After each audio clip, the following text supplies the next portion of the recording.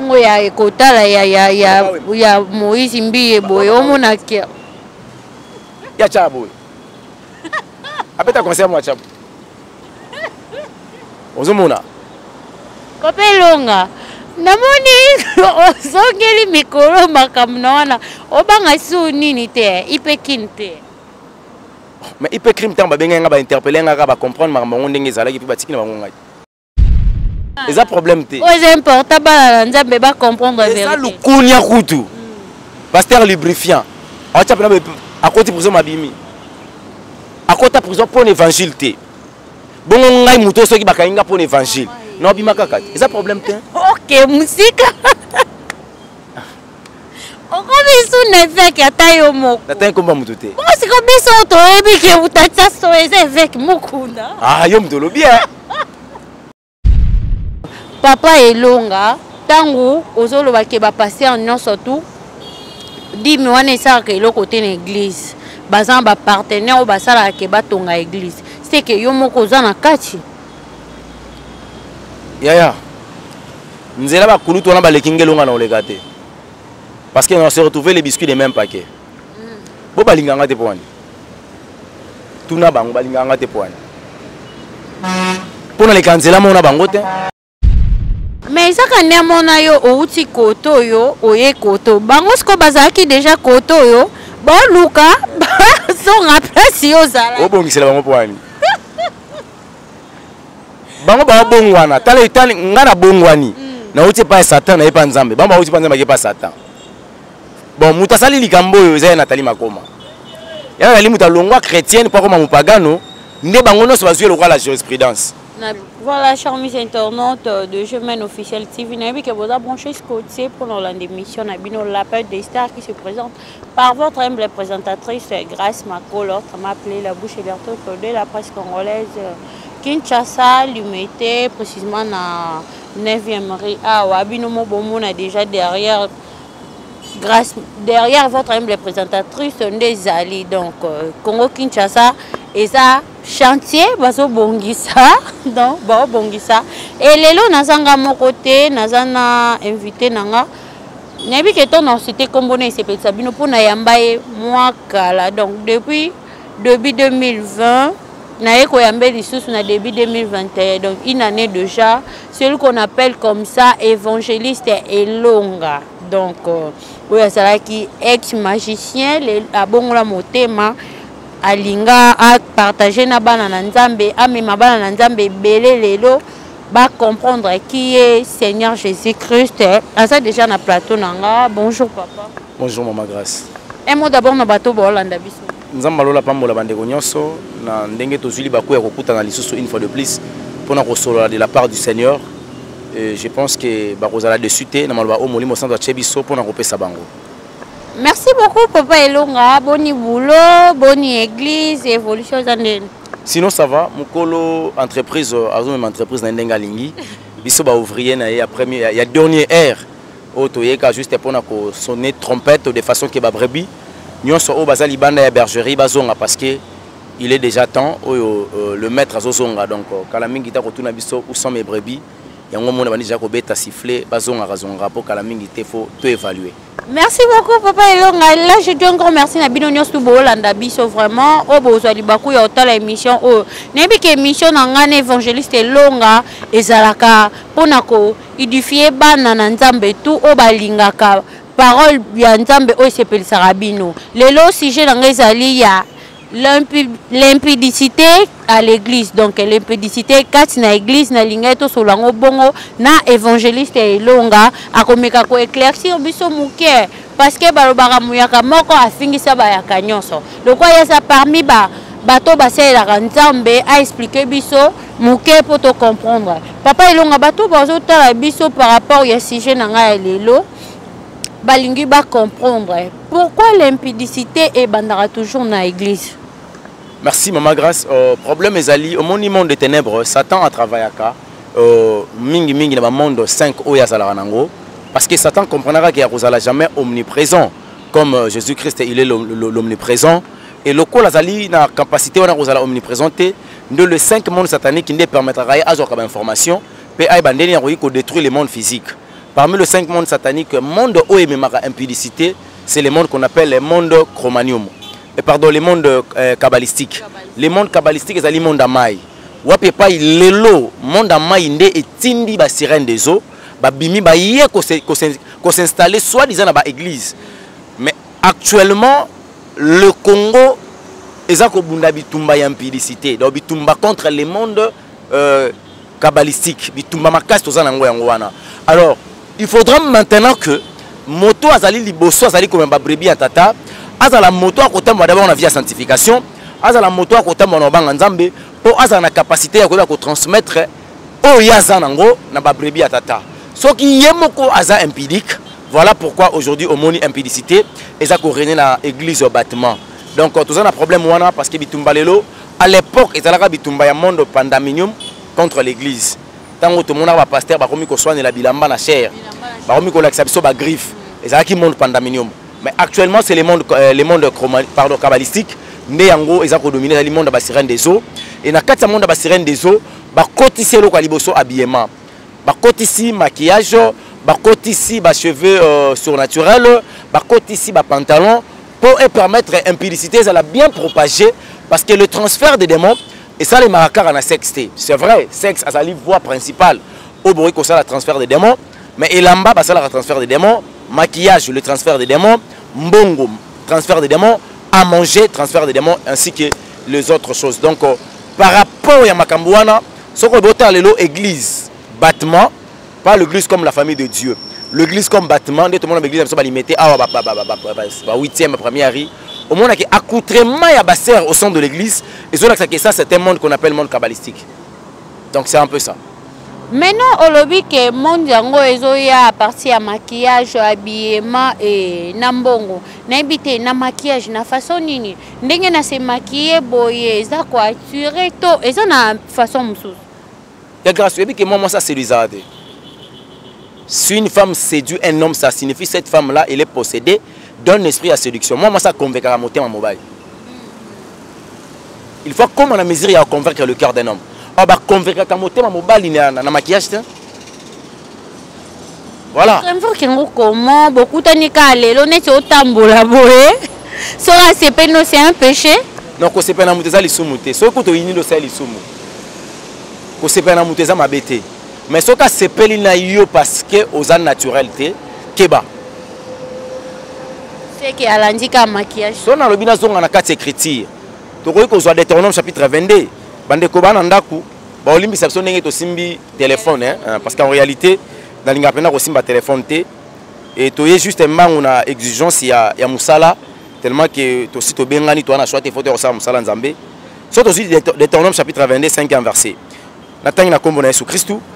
Une femme ne portera point un habillement d'homme et un homme ne mettra point de vêtements de femme car quiconque fait ces choses est en abomination contre l'éternel Dieu. Donc ce qu'on a dit déjà pantalon, on a acte d'abomination devant Dieu. Bon, au sein de l'église maintenant, vous savez, l'église en Zambie. On a acte d'abomination et grâce non aux abos. La pousse à nous mouquer. Donc on a déjà la carte d'abomination. Nazongi mouké. Na yeko zo Romains chapitre 1er. Na kena 26e verset. Bible zo banabiso na tanga comme Jésus Christ. C'est pourquoi Dieu les a livrés à des passions infâmes car leurs femmes ont changé l'usage naturel à celui qui est contre nature. L'usage naturel, Dieu les a livrés aux alliés force et à puissance égarément. Or, ceux qui déjà moto à l'ongoué na usage naturel, a commis na usage aux alliés contre nature, ça signifie Nzamba sali yo na suko ya yo, yo ke kozwa suki o ya yo to tena mutu ya ba. Ne motie ba kabelo go. Tamu so ali ezali suki ya ndeko moko brésilien akufaki. Une brésilienne tanga kufi, babi ke suki neza mbongo. Bakati kovo bazwi suki wana batindi yango na Congo yo sombi yango na mbongo. Or tuna bandeko na biso na tribu yanzi so mutu akufela Kinshasa baya kozwa suki na manzaka bakendo akuna na mboka parce que le cheveu représente d'office l'identité d'une personne. Si on doit porter les esprits par laquelle on a la maîtrise nangote. Ce qui peut-être est fiwana kufa kiwana olati na mutu azalaki impudique au monde que fino zalaka normal mais depuis au comment na monde akabelo au comment na mama kamumo ndenge mobo ozalaka na vie moko peut-être obana ko quatre na vie chrétienne bando kotisa maquillage obebisa makambu nyoso par exemple ngai na yebi une fois tangu tozalaka na makambu wana kuna na ngamba fe maseke il y a une fille oyo tolingaka tant to salaka échange ya ba esprit azalaki malade to sali invocation to mis esprit malade fallait que côté impudicité or des mois j'ai impudicité comme on est l'élite service to salaka ezalaka rouge à lèvres na komba Jacqueline tant que to pakoli yango l'élite a côté katina donc à chaque fois moi ça zolo ngona usage naturel alors que comme on a usage contre nature ça signifie aromi ko bungisa kiye c'est fini à quel déjà na katia en abomination contre l'Éternel. Ce sont des choses oyo le lot est mis impudicité au sein de l'église. En réalité moi ça côté le liboso na nzambe te mutu pour les pas sambela. Faut se voiler. Mais bien sûr que oui. Surtout 1 Corinthiens chapitre 11. Au monde que na ba église ndenge to benga ngo lelo ba église makambo wana ezate. Et pasteur moi te ya bongo ezate ezana ndiko mobo na limité a lobaka. J'aime voir l'église comme ça. Amona basser batiki ba nastro, batiki ba quiz, ba lati bienté, ba lati ba pantalon, ba kangi kitambala te pour ba présenter ba kabelo ba las fontaine, na ba closure na bango. Or, 1 Corinthiens chapitre 11 à partir il y a 5e verset na tangi na kombo na Jésus Christ bi les obina biso, toute femme au contraire qui prie ou qui prophétise, la tête est non voilée, déshonore son chef. C'est comme si était rasé. Donc moi si on ko sambela sipi mutute, to bazali ko sakola sipi mutute, azalo roi moi so bakata suki. Azali ko déshonorer mokeli na ye. Ko kata suki pe c'est un péché. Ko kata suki te. Mais au monde ba sindu le cœur na kati église, ba sert. Et l'évangile au lieu était à ma comme il se doit. Non non, bon la prospérité et le lien. Oui, s'il faut parler de lien, c'est vrai. Ça t'en a kanga bateau. Mais na kati ya lien yango mwana neti ndeko nango zabo soki lobi tumbe bandi na fina yo eloko ya liboso nga na kolukana landeleza na yo moko mutu avant na ba origine familiale parce que lien pour réclamer grâce ndenga zabo grâce na biso il faut yo fungola porte pour lui réclamer yo neti pantalon de jeu fungoli porte zomona maquillage fungoli porte kabelo fungoli porte biloko mato fungoli porte parce que ce qu'on va kende sous na 1 Timothée chapitre 2 au monde que Bible zolo bela biso que la femme doit s'habiller d'une manière décente. Il faut se séparer na ba tresse, na ba or, ba perle. Moi ça rechangote. C'est la mission par laquelle Christ nous avait envoyé sur la terre. Kokende ko so ba brebi o bazo bunga na sa ignorance kolanda mokili, ko zongi sa bango libanda kolongola bango libanda mokili, ko yana bango na kati ya bergerie. C'est ça. Mais ça arrive maintenant le contraire. Au sein de l'église, l'église soit exemple même y amour. Et pas pagano. Soit disant pasteur Azoé Bisabandimi, alobio, tala lelo ba fumeur, ba kabola cigarette moko minoko belé, tala bolingeza pas ba fumeur. Est-ce que l'église est qui soit exemple et pas pagano? En réalité, c'est le païen qui doit avoir quand même l'idée, il y a pratique, il y a bolingo et pas il y a église. Mais et comme il le vice versa. Donc ça prouve suffisamment que l'église jusqu'à présent, et donc elle n'est toujours qu'au failli dans la mission d'Ango. Voilà pourquoi Éternel Dieu a ressuscité, une nouvelle génération, avec intégrité pour nous faire l'ensemble de l'Olenge et l'Ongobani. Mais pour le pasteur au enseignant à son église qui est nzamba talaka biema te atalaka coiffure te nzamba talaka motema. Pour l'église il est le côté ba pédé. Donc, ça arrive maintenant le contraire. Au sein de l'église, l'église soit exemple même y amour. Et pas pagano. Soit disant pasteur Azoé Bisabandimi, alobio, tala lelo ba fumeur, ba kabola cigarette moko minoko belé, tala bolingeza pas ba fumeur. Est-ce que l'église est qui soit exemple et pas pagano? En réalité, c'est le païen qui doit avoir quand même l'idée, il y a pratique, il y a bolingo, et pas il y a église. Mais et comme il le vice versa. Donc ça prouve suffisamment que l'église jusqu'à présent, et donc elle n'est toujours qu'au failli dans la mission d'Ango. Voilà pourquoi Éternel Dieu a ressuscité, une nouvelle génération, avec intégrité pour nous faire l'ensemble de l'Olenge et l'Ongobani. Mais pour le pasteur, au enseignant, son église, qui est en Zambata, Kabiemate, Atalaka, coiffure, Tenzambata, Motema. Pour l'église, il est le côté pédé, le donc, Moutajar, nous sommes tous en quatre églises. N'importe ce qu'on le banni pour l'enseignant. Mais on est déjà existé. Il y a un club d'amis au Bazo Lukamili, il faut qu'il y ait un pas à Satan.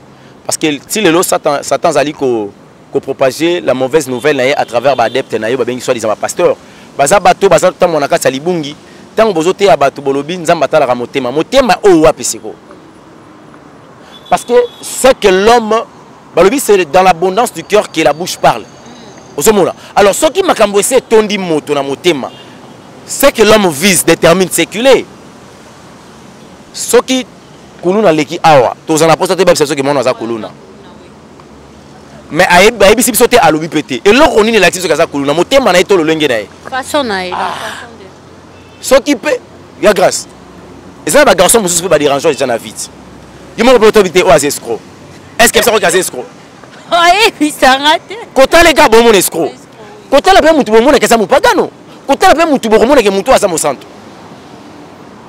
yebsanga frère wa yemba alandinga tiawa soki gege soki nani soko zimo a mobali wana hôtel misi boy hôtel misi papa le moloto boy nani wa mampagano mais papa ale moloto suki na epe wane bande ko bimisi ya mo non eza coiffure wane eza ngo normal na bibi asali lote akangi suki te alati chapeau te po mobali ko samba na chapeau te akonde ko kanga pe suki te mobali bongi na okata suki okata suki mais ko tika ngo un peu long suki ezala propre azo sala ngo afro ezaki normal afro na bible eza ngo normal mais suki papa la ezaki bongo donc mabe nango na monité elle roi yanga mikolo ekoli donc so pe amobo esprit na kata ngo na kati mais ya yo ekoli mais eza ngo na se mais papa le ezaki ba chango kiarlité akalinga ngo ta chango zazute atikalo chango yombote Aluka a créé aspect moko pour attirer.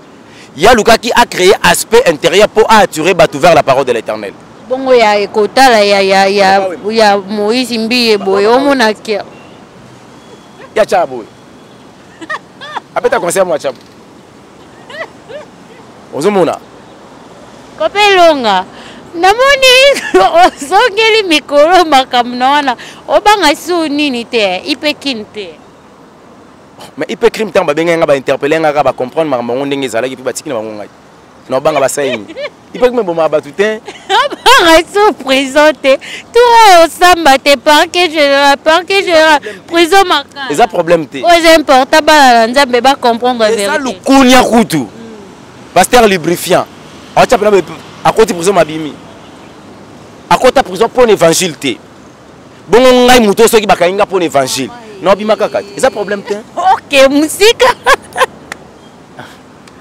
okobisu nevek atayo moko natai komba mutu te bosi kobisu toyebi ke utacha so eza avec mukunda yo mtolo bien batapekri bayoka yo mtolo ba propose zo engagé mama eko ça permanent kasongo Yaman Kasongo est-ce que Yaman Kasongo c'est un pasteur bon abi pasteur la binde kona est lubrifiant.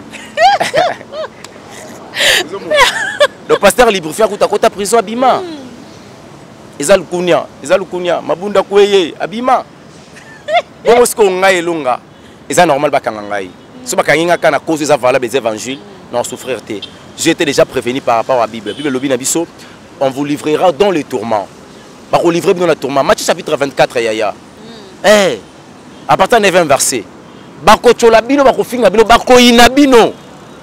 Donc le loba to finga anga na pesa na beta maboko na comprendre que ça c'est l'accomplissement de la parole de l'Éternel. Na royo comme dur bangote na pesa Seigneur limbi sa bango ba yebi oyo baza ko sala te. Ko ndima ko sala 30 ans de prison kwa papa Simon Kimbangu donc pour la vérité ka bala na nzambe ba bongwa. Te 30 ans muke ko kufande pour la vérité fona kufa. 30 points. Vous mende ba ote vie mais vérité tika la vérité. Comme la vérité c'est Jésus-Christ, c'est fini. Dans la tiki Christ na vie à moto. Ngata na longo na ko pemati. Ya grâce na lobake loko à tout moment. Le chemin le plus facile pour la remonter à Jésus-Christ de Nazareth avant l'enlèvement c'est la mort. Donc ce babominga pour l'évangile, c'est vrai, il papa les mots à couper l'évangile. Apôtre Paul a coupé l'évangile. Ah bon il longa nani. so eza nzela fona leka na oleka kaka yaya mais biso tokodéfendre kaka kombo ya yesu towana choix te comme yo mo déjà oyebi ke impudicité ekota nango déjà na église mpona bapaster oyo ngai nabenga lelo bapaster baenseignant mpo bango bino nde bobalakisaka biso donc avant koma na so outi na jeunesse fo leka verset boye mpo koma boye faut tanga verset boye pour comprendre que Bible elobi nini maintenant mpona bango oyo bayo comprendre te ke elo ni bakoki kosala mpo bamibima kati na mabunga wana nayebi te soki oyebisa bango non bango d'abord bandana kobongwana parce que soki bango babongwani bakobongolisa bango mono babongwani te bakobongolisa te et grâce on donne ce qu'on a moto akosao te problème eza bango bandana koyamba Christ comme Seigneur et Sauveur basongi na ban bapesi bango mateya balandi baenfermissement bakomi bachrétien authentique bazwi tout ce qui est mondé batiki yango mokili badesure baposa mituka bandako mabala bavoyage kobota le miracle la grâce la puissance biloko wana nyonso toana yango besoin te wana pesaka mabe te eza bien mais eza mieux te ce qui est mieux c'est l'autorité. On construit jamais une église par la puissance, mais on construit l'église par l'autorité. Ça t'a banga la puissance, t'a banga l'autorité en Zambie. Bon, ce qu'on banga kasate, bon, pour excuse pour watcha dim l'église té. On est à koluka kozong sa bango sima. Mais nzamba benga ki bango pona ba église, abenga bango pona ba dim ten, abenga bango pona ba âme. Tant ba koluka balande la ba dim au dernier jour Christ a yebi sa bango, longa pembe na ngana yebi yote. Alors rappelez Jésus que ngana tiel le na kombo na website na yebi yote. Abaka wanga na basusu. Parce que wanga na bato ba lukaka dim na place ba lukaka âme. Pourquoi les autres ça la ressource appelle des âmes, comment on appelle des fonds? Ce n'est pas normal. Or la mission na bison ko la pesa ki biso alobi, aller partout jusqu'aux extrémités de la terre, faites les mes disciples. Ce qu'on veut tout ça bango ba disciples à Jésus, to mo sala bango ba banque na biso pona wa bimisa mbongo pour soutenir quelque chose. C'est pas normal. Donc bande ko ba sama na ba jara l'église wa bongo na pesa conseil ba bima yeso azate. Mais ba o mona te ke l'église ne bande ko tonga makala église moïsa simple église moïsa bo lelo sko bato ba koma ba pasteur ba koma ko luka ko modifier église. Au mon église de quoi stade de martyr, au mon église na nini na estrade nango donc bah tiens on dirait salle de fête on dirait nini donc ce qu'on yolo ba bongo eza grâce à Dieu moi nande sala ke batonga l'église wana gloire à Dieu so batonga dim batonga église na bongo dim mais la plupart on so pasteur ali adim yemo a créer bato benga ba partenaire ba partenaire église bango batonga église yekutute yakuta bezata 50 francs. Attends 50 fois quand on a fait ça. Merci. Merci beaucoup, Papa Laura. Donc, on vient à l'émission. La mission, maintenant, la dernière question à poser. Avant d'abord, on a posé une question. On a là, je dis un grand merci. Surtout, vous allez la mission. Merci pour la confiance. Merci pour la fidélité. En tout cas, un grand merci à toi. C'est ce qu'on appelle comme ça, Viron Zambi Jikaki, autrement appelé Kumu Africa Design, Kumu Africa TV. Donc, on a pour la décoration intérieure et extérieure. Pour la lumière cachée, la bino, ba plafond staff, na bino donc. Contactez grâce Makola Roswa, Bureau Mobimba, ya Kumu Africa Design. Papa Elonga, tango ozolo ba ke ba passer en non surtout. Di mi wana ça que le côté l'église. Bazan ba partenaire ou ba sala ke ba tonga église. C'est que yo moko za na kati. Yaya. Nzela ba kulu tona ba lekingelonga na olegate. Parce qu'on se retrouvé les biscuits des mêmes paquets. Bo balinganga te poani. Tuna bango balinganga te poani. Pona les kanzela mona bango te. Bango batiki Bible, baluki poche. Ngana kangi na tongi poche na luki Bible. Mais ça quand ne mona yo outi koto yo, oye koto. Bango sko bazaki déjà koto yo. Bon luka, son rappel si yo zala. Obongisela bango poani. Bango ba bongwana tala itali ngana bongwani na uti pa Satan na epa nzambe bamba uti pa nzambe ke pa Satan bon mutasali likambo yo za Nathalie Makoma ya na limuta longwa chrétienne kwa koma mupagano nde bango no so bazwe lokwa la jurisprudence na bien so tera Nathalie Makoma ya sindi le cœur ya meje 30 miko na monya zongi est-ce que muto tanga na sindi parce que la chrétienne mais ça qui on a des sortes de chrétiens on a des chrétiens ignorants. On a des chrétiens authentiques. On a des païens religieux. Puis on a des païens athées. On a des gens qui sont dans l'église Maram ou Pagano. Tout ça, on a des gens qui sont dans l'église. On a des païens, on a des chrétiens ignorants. Elle aura pasteur athée sur la sodomie, dans des hommes limités. Il y a pasteur ou chrétien ignorant. à la sanctification, après ça mobile à coucher moi c'était à Nice. Tout le monde a pasteur à bon. Ça c'est maman na ignorance. Parce que au bien chrétien d'eni. La mission par laquelle Christ a fait Sibiso, en dépit de tout, d'abord la brebis. Ce qui va brebis en Zambé va bongwani. Après tu as la Matthieu chapitre 25, 33e jusqu'à 41e verset. Bible permet, ils ont un bisoto qui est de orphelin, to sunga ba veuve, to soutenir ba tuna ba hôpitaux, to na bande ko ba prison. Tout na bango na église monso basala ngo. Combien kotaka? Pasteur Morazan alimité awa. Yeso ba peso fan bon côté akangisi mongo noso. Ba tiena coffre akena ngo. Ba changer balandi ba kozo franc. Atika dollar, do ya force ba dollar, ba changer ba kozo ba franc. Nzambe nini wana boya franc lingaka dollar. Monter que ça va aventure. En tout cas, un grand merci à toi. C'est le qu'on appelle comme ça Maestro Masaki du Monté Maenordine Pemba. Un grand merci à toi Adonis Mapouya Nzamba di Bambo Mamutakani Molar tout. Résultat mon l'ennemi de la pauvreté Dorcas Moadi là et un grand merci à toi Noélie Kabouya Vemba Mama Cessé Babi Toyambi bébé na biso do maboko polele motema ko fongama. To comme na suka émission na biso Papa Elonga Moni no koko tike la bala na Nzambe pour une mission auto sali. Entre Jésus et la mort, mon croyant liboso na vie nao. Milengele. Les pour na milengele bien, dima Christ comme Seigneur et Sauveur. Changer habillement na yo, changer le lengue na mona makambo. To pe Nzambe 100% même na marche na biso na elobeli na biso na fandeli na biso na ba réflexion na biso pour to benga ba vrais adorateurs. Voilà. Merci beaucoup. Ceux qui m'ont besoin de contacter Papa Elonga, contacter comment et puis Bambote na ba. Pour la biso. Azune Papa Elonga. Ba bengela ngayo. Bambote la bato ya yo bazwara libaku ya otala. La pesi mo stanga mbote maman na omitela, maman Indira Gandina Tubergar Queen.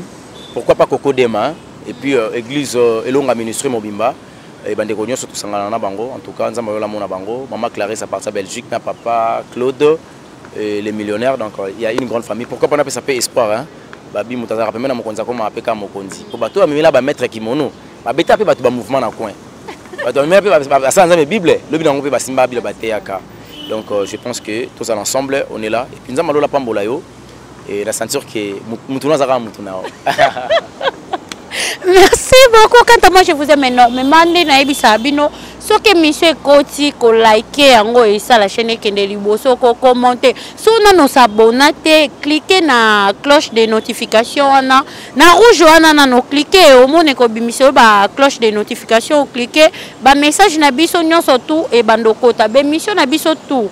Donc au bando ratango te une fois kotika notification et comme on a téléphone au reçoit mbala moko accès ya kolanda biso partout bokozala. Quant à moi la lingabino vraiment on se retrouve à la prochaine numéro bisous bye.